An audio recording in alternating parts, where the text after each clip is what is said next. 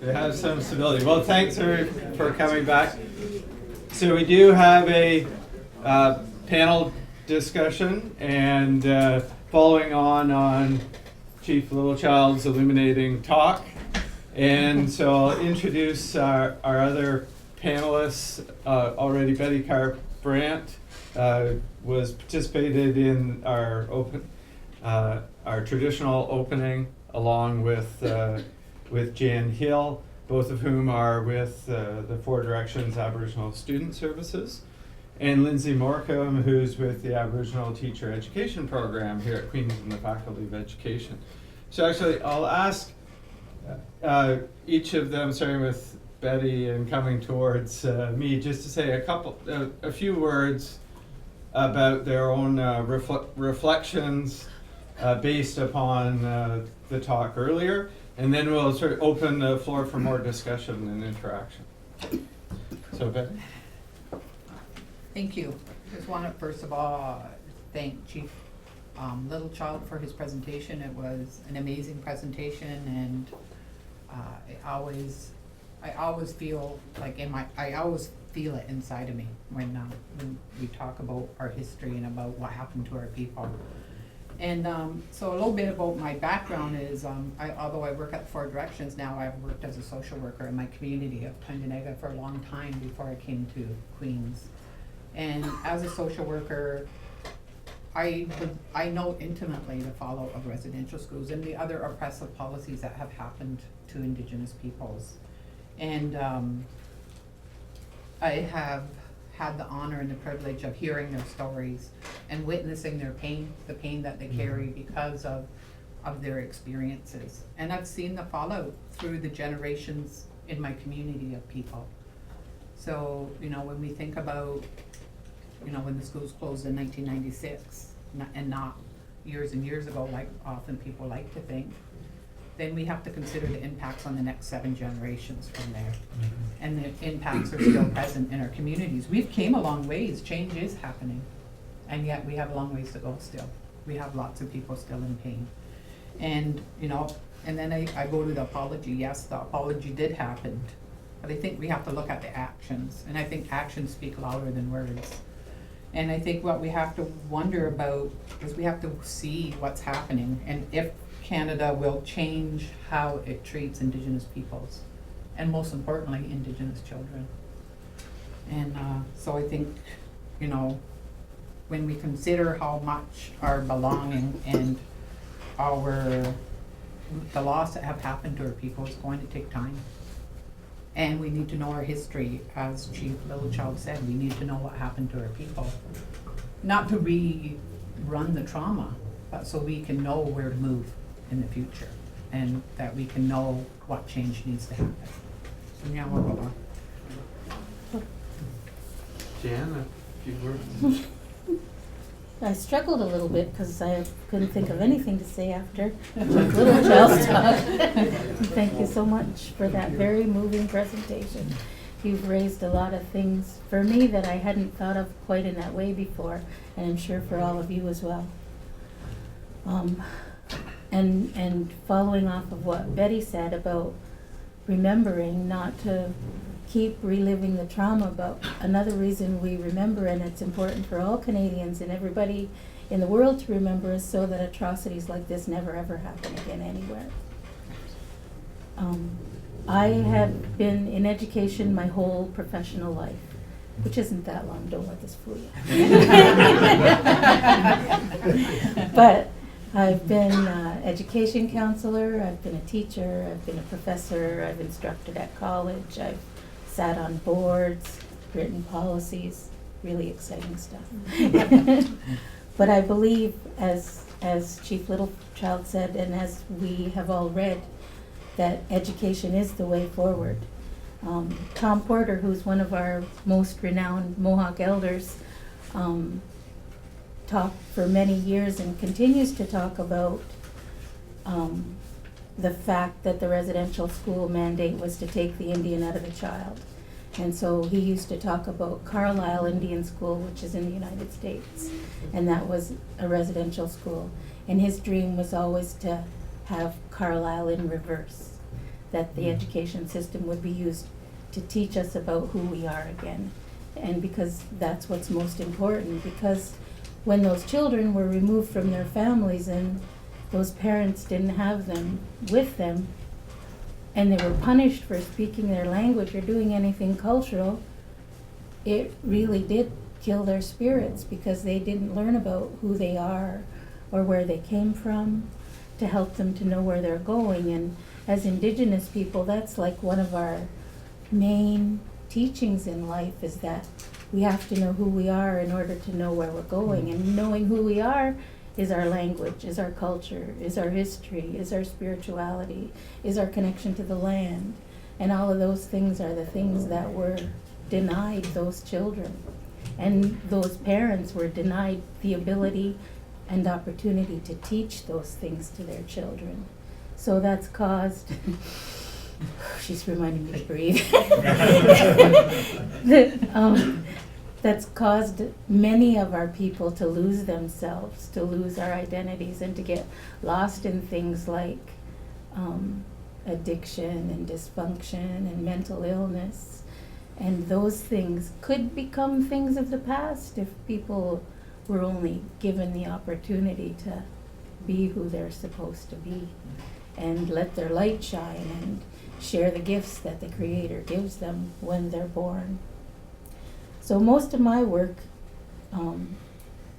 has been here recently in the university setting. And one of our biggest issues here is the issue of self-identification.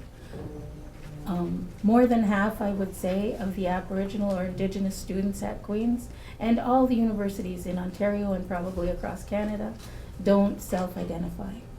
And they do that for many reasons. Some of them talk about systemic racism. They talk about lack of connection to their community or their culture, lack of knowledge around being Indigenous, and they fear judgment, not only from non-Aboriginal people, but from Aboriginal people too, because we've had students come to the center and say, I didn't come here because I didn't think I knew enough.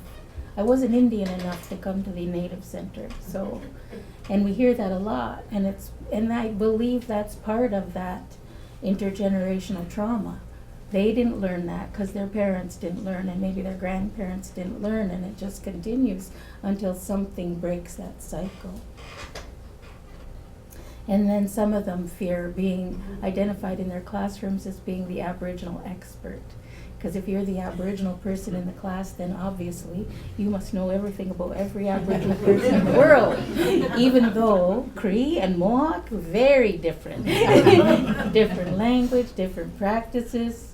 Yeah, I would not even attempt to try and teach anything about Cree culture or language. I have a hard time trying to pronounce Cree words, as I'm sure Chief Littlechild probably struggles with trying to pronounce Mohawk words.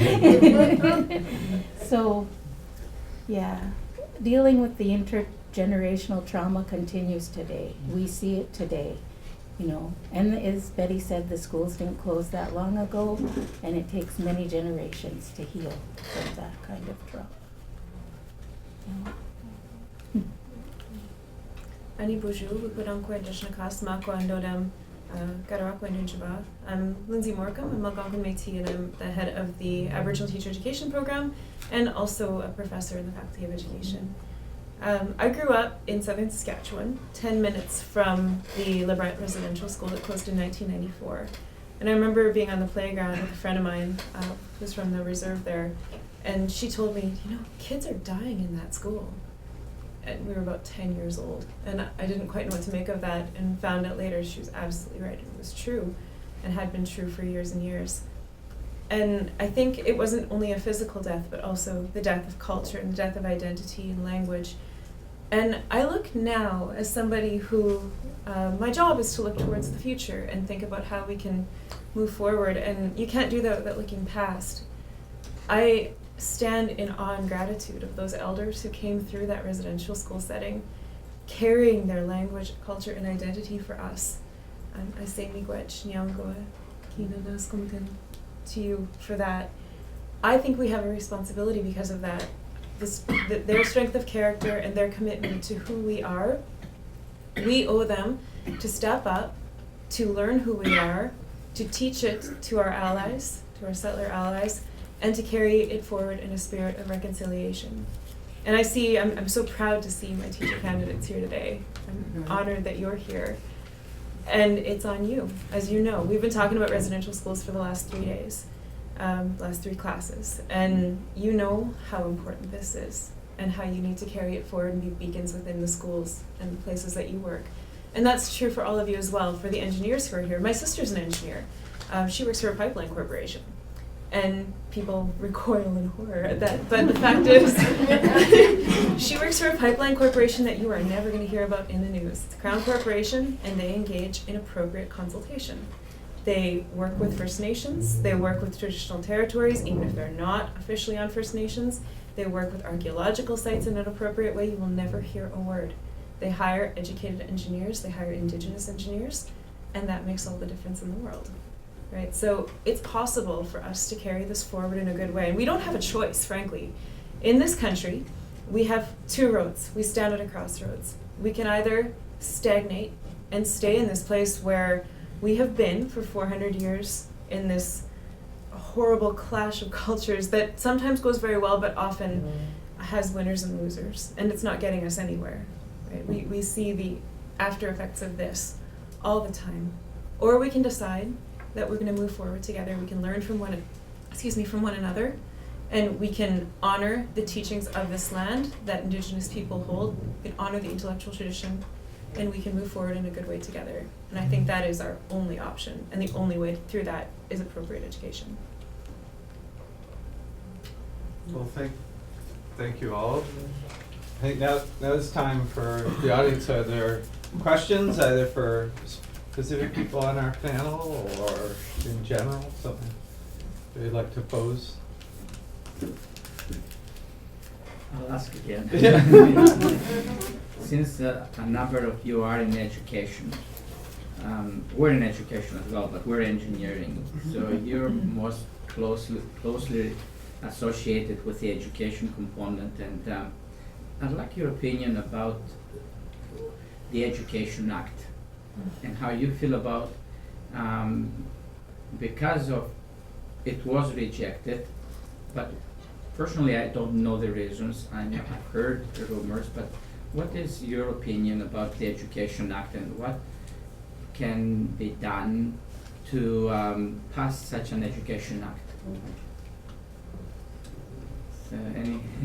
Well, I just published a paper on that, so you've got good timing. Yeah. There were some serious flaws with the First Nations Education Act, and then with its successor, which was the First Nations Control of First Nations Education Act. And the AFN highlighted 3 major issues with it. One was funding. So the issue that I have with the First Nations Education Act and funding is it sounds great. There's a promise that funding will come up to the level of the local provincial schools. So right now, a First Nations school gets approximately $3,000 less per child per year than a provincial school 10 minutes away. The promise to bring those up on par sounds great, but the problem I have is if I were to take you and I were to take Kate, one of my colleagues, here, just use you as an example, I'm going to pay you $50,000 a year more than her for 20 years.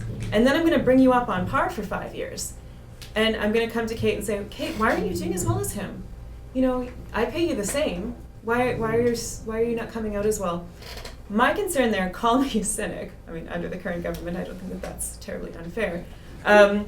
But I see people coming back in 5 years and saying, well, why are these schools not turning out as many grads? We need to take this over. We need to make changes. And now everything's in flux again. And there is no First Nations control of First Nations education. It just gives an excuse.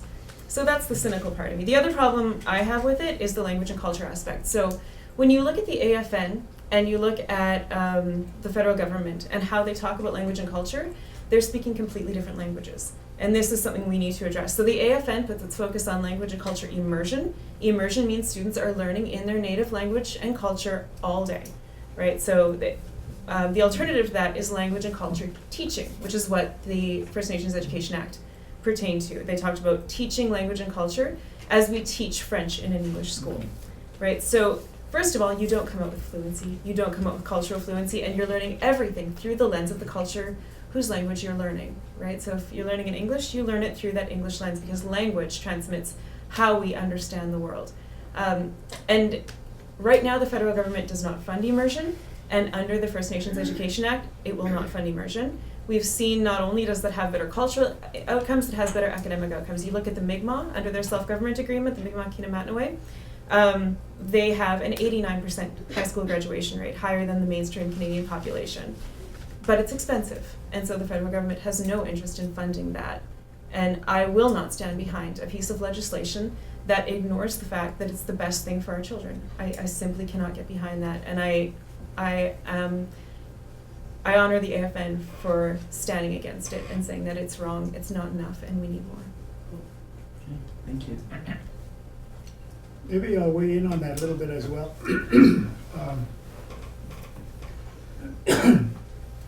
We deal with it in our report. But put that aside. Excuse me. At the early round of discussions, I suggested, and I still think it's important by way of process, that we do it together. The very fundamental, most fundamental flaw in my view was the process as a first step. I suggested we co-draft the legislation. And that's in pursuit of actually Article 19 of the UN Declaration. So it's important why we use the Declaration as a framework, because it calls on us to work together. And on the Education Act, it wasn't that way. It was unilaterally done, like most legislation. And I know that there's political argument that says you cannot, because of cabinet secrecy, allow others to come into the picture to draft legislation. But it's been done before. For example, we did the oil and gas regulations together. The Indian Oil and Gas Act and the regulations, we did that together. And I think it was for mutual benefit when we did that. The other legislation we did together was the Tribunal Act that settles land claims issues. We did that legislation together. We had a committee from the Prime Minister's office, from Justice, from Indian Affairs, and from AFN. And we sat around a table in the same room co-drafting that legislation. And in my view, that's one of the reasons why it works. It wasn't a unilateral top-down push. So process-wise, I think it's very important that we open space for co-drafting of legislation.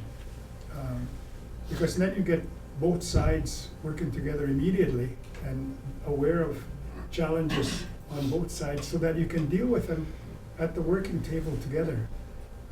We have to get past that notion where we think we know the best for Indian people or indigenous peoples, and we will do the law. I think if we can get beyond that and be willing to work in a space together, then I think the legislation would work. Sometimes it's because of the process that the content is not agreed to. And sometimes the content is good, but the process is flawed and it won't work. So I think because of that experience, we need to be able to co-draft legislation. That would be my suggestion. And I think going forward, if we were to go back to the table and let's say look at Article 14 of the UN Declaration as a starting point, and then we look at Article 19 that says you work together on this legislation, I think you could get a legislation that's workable. By the way, you talked about Indian Act before in your older question. Yes. It was because the national chief brought that as one of the two reasons why that education gap between First Nations and Canadian. And he talked about that the standard of living in Canada ranks 6th in the world and the First Nations is 63rd. And that gap is attributed to two main reasons, which includes it's the Indian Act and the residential schools. So he has identified these two as the main reasons for that huge gap And education gap is, of course, very critical. But there again, you have to be careful that you don't just simply abolish the Indian Act without having a replacement. Yes.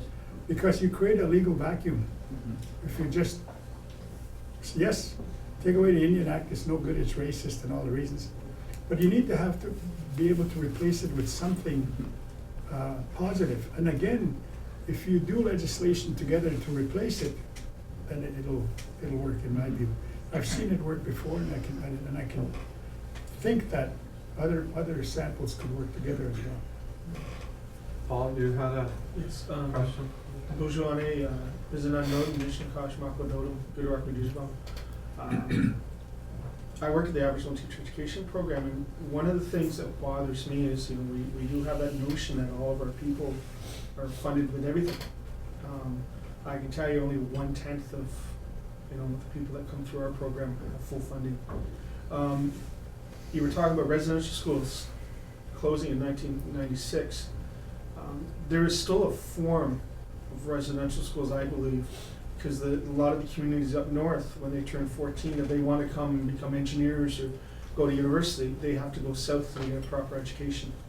I met a young boy at 8 years old. He said he wanted to be dumb in Moose Factory, because he knew that when he turned 14, if he was smart, he would have to make that choice to leave his family.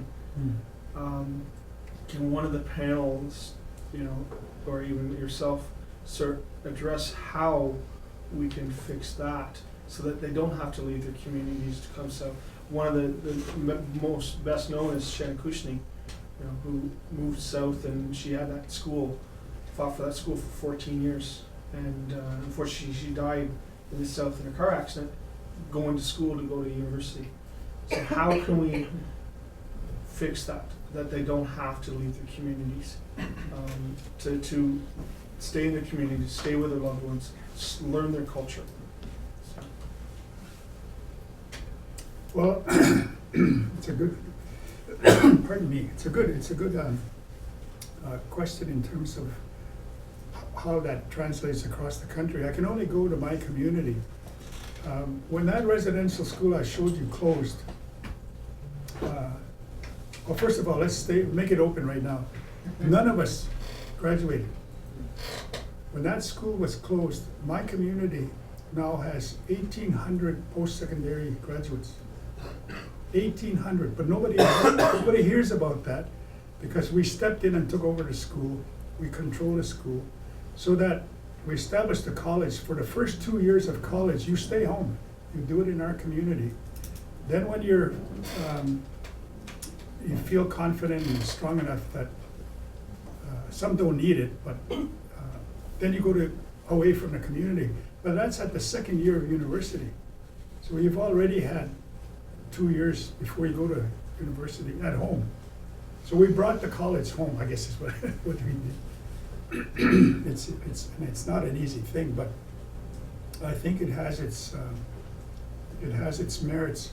The other thing we did is we established a trust fund for education. So we fund our own students that want to go for post-secondary education. It's not Indian. I know you hear about us getting everything all the time, but we fund our own students with the trust fund. We brought the college in our own community. We allow students to go there for 2 years of university, and then they go out and they succeed. As I said, we just celebrated our anniversary since residential school closed by announcing that we had 1,800 postgraduate students. I'd like to weigh in on that one. I think there has to be the will there has to be the political will, and there has to be the will of the people within the community, and there has to be resourcing to be able to address the issue that you're speaking of. I worked in Tyendinaga several years ago, probably more like 12 or 15 years ago, and established a private high school there. Because even though Tyendinaga is not an isolated community, there are a lot of students, children in the community who didn't feel that they could go into the mainstream high school or the mainstream system, and that was for a lot of reasons, some of which we've already spoken of. But we opened a private school. It was a private high school, and so there's opportunities and there's possibilities. I've spoken to some of the people from KI. I don't know how to say the big long name. Do you? Big Trouble. Big Trouble. Big trouble. What she said. Because they're struggling with that same issue with students who have to leave at a certain point because schooling only goes to a certain point. So we've started talking with them about possibility of establishing a private high school. Because to have a private high school in the province of Ontario anyway, you only have to have 5 registered students.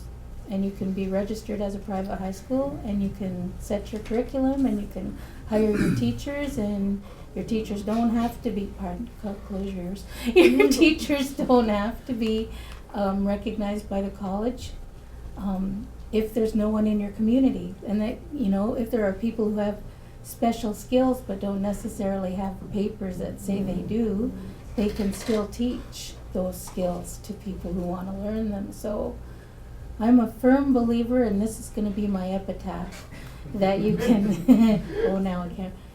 There's more than one way to skin a cat. And I firmly believe in bending the rules as far as I can, but not breaking them. Unless, of course, they need to be broken. But there's always a way. I didn't say that out loud. Oh, there's a lawyer in the room. I have to call you back.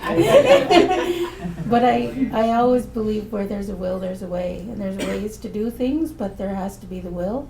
And there has to be resources to help with doing those things. And that's financial, human resources, all kinds of things.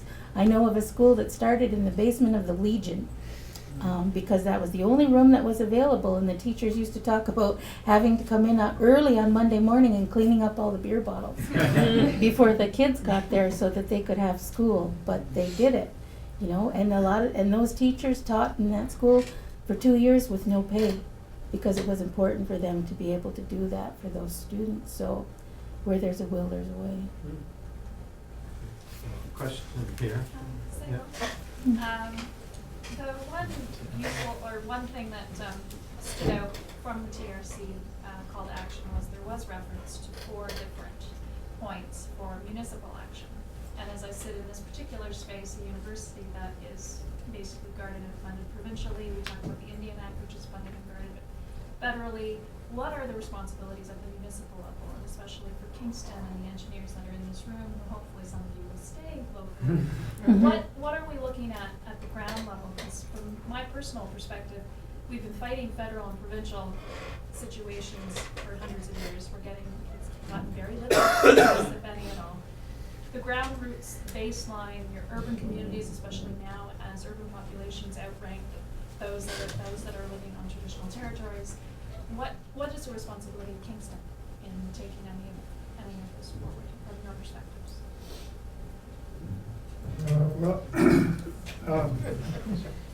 Nothing like a big question.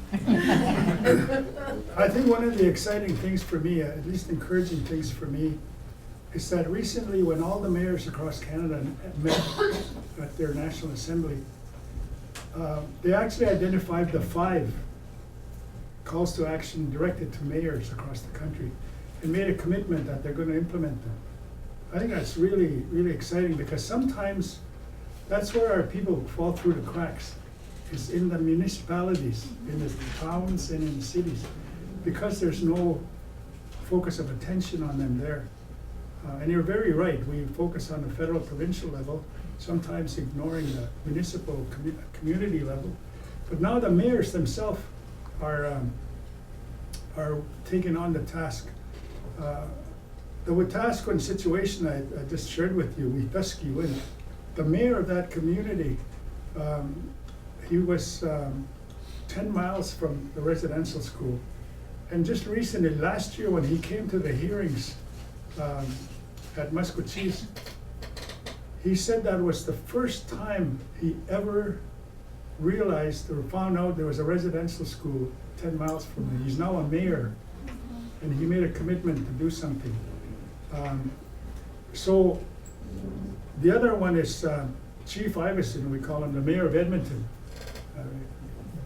and he's really proud of the fact that people have taken him in that way. But he made it mandatory for all his executive staff to learn about residential schools, to learn about TRC, to learn about treaties. And this is a mayor of a city who's made it mandatory that all his staff are gonna learn about this. He's already doing it.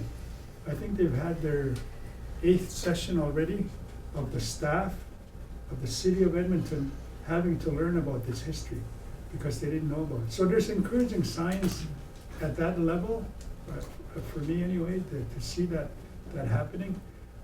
Because sometimes, I think the statistic is that up to 65% of Indigenous peoples live in an urban situation. So we need to deal with that situation as well. And the mayors themselves are stepping forward, and I think that's excellent. The mayor of Vancouver, for example, they had declared a year of reconciliation for the city of Vancouver. Now they've said, well, 1 year is not enough, it's gonna be permanent. So from now on, reconciliation in the city of Vancouver will be the front and center piece of their activity. So I think there's good things coming up about, and that's really encouraging. I hope Kingston is gonna do that too, so to answer your question.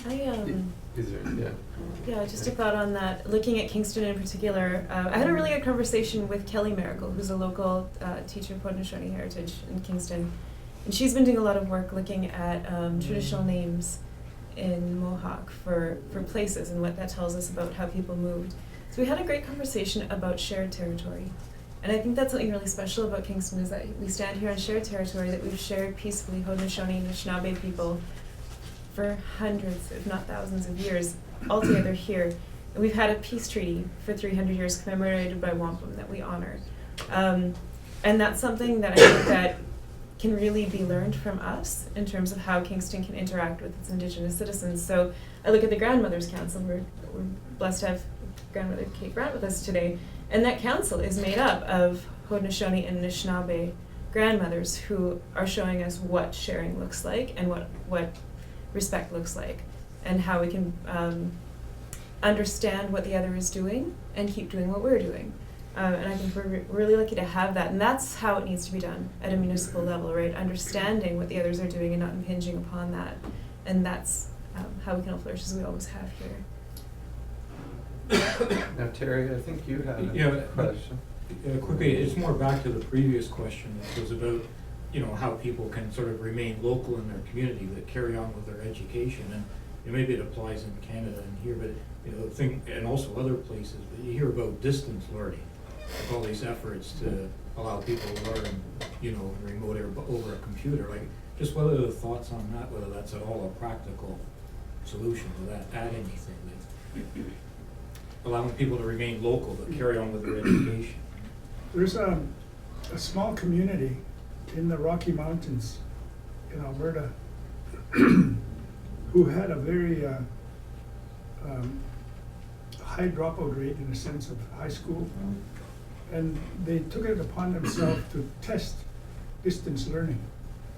And they found that by being flexible, allowing students to come when they could, and they lined up professors, college and university teachers to give lectures or classes in their own community.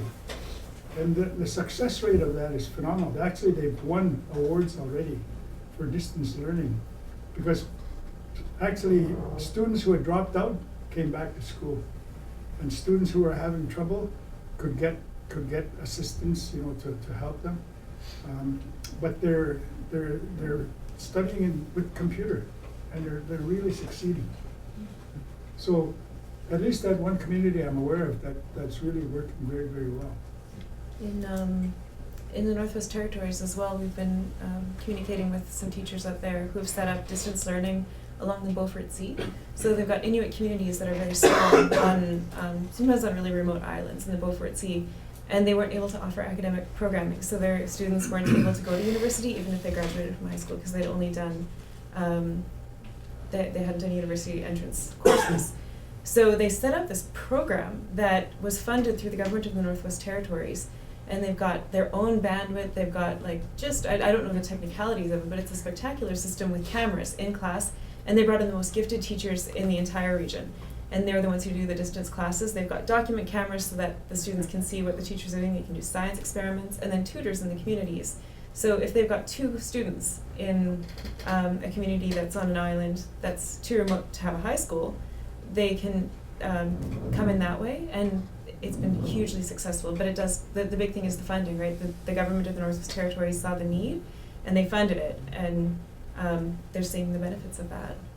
It's considered to be a great levelizer there, like technology, because like the cost is high, but compared to lots of other ways of doing that, it's very low. Right, and compared to the cost of poverty from having an uneducated population For sure. with no work. Yeah, the benefits are huge, and Yeah. the cost compared to other ways is small. Yeah.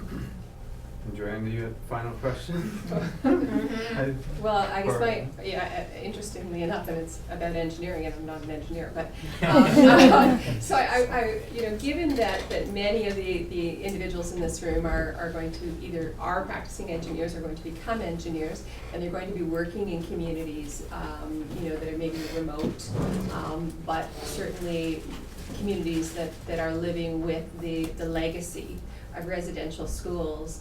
I guess I'd be interested to hear from each of the panelists on kind of what your advice might be to engineers, perhaps going into a community where a project may be welcomed or it may not be welcomed by the community, depending upon what was. Well, we've got a couple of calls to action as an example. One is to all the law schools across Canada. We've asked all the law schools to ensure that students going to study law must study the residential school history. We've got a call to action all the medical schools across the country. For anyone going to medical school, they must learn now about residential school history and legacy. So I think likewise it's possible to make that step with engineering faculties, to make it a requirement. Because we call on the Law Reform Commission, for example, to ensure that practicing lawyers now need to come back and learn about residential schools. So in the professional arena, in terms of post-secondary education, we make that call generally, that all faculties look to ensuring that students from now on become aware of the residential school legacy. That would include engineering schools, faculties, I would think. I got myself in trouble early on by talking to deans of universities way back early in the commission by saying that if I was a dean of a university, I would not allow anyone to cross a stage of an auditorium to receive a degree in law or medicine without having studied residential schools. Because they're the ones we meet with first at the justice level and at the health level at the hospitals. So they need to know more about it in order to do their duty properly in a sense of service to Aboriginal communities and peoples. So I think that it would be important for engineering schools to consider that call to action, that you learn about us, learn about why we are the way we are, as I said, because of the residential school legacy. That will help you in your work in isolated and local communities. So we've got now law schools doing that and medical schools doing it, so engineering faculty should also be doing it. I think what I would add to that is that, if they're gonna be going into communities and remote communities, it's important for them to take the time to build relationships with the community and not just, go in. And of course, to learn the history of the land that you're on. Where are you going? What does it mean? What are their protocols? Do you get to know the community before you even go there? What are the protocols of the community? What is their history? What have they been through? And then build the relationships that you need to build. And not just to do your engineering part, but build respectful. I think the word you used, it's a sacred trust. You're going into a community. How do you hold sacred trust when you're in that community? I think those are wise words, So What else is there to say? I guess one of the things I would say is what has been referred to in talk about education, and it really builds off what Chief Littlechild and Betty have said, you know, it's about building respectful, reciprocal relationships. And even though engineers going into these communities, you are the ones that have the education and have the knowledge about engineering and how to do things, but it's really important to find out from the community, what do they want done, or how do they want it done, or, you know, or to provide options but not say this is the way it has to be, or this is the best or the only way, but, you know, to speak equally with them as equals and to have those, it's all about relationships and communication, absolutely, in anything that we do. And I think as long as we have open lines of communication and respectful relationships, and as Betty said, you know, find out about the community, learn about it, and the protocols, and maybe have someone who can liaise in the beginning so that you don't inadvertently have some faux pas, then I think that would go a long way. Lindsay, anything to add? Or? I think it's all been said. Okay, well, thank you very much, and please join once again. Thanks.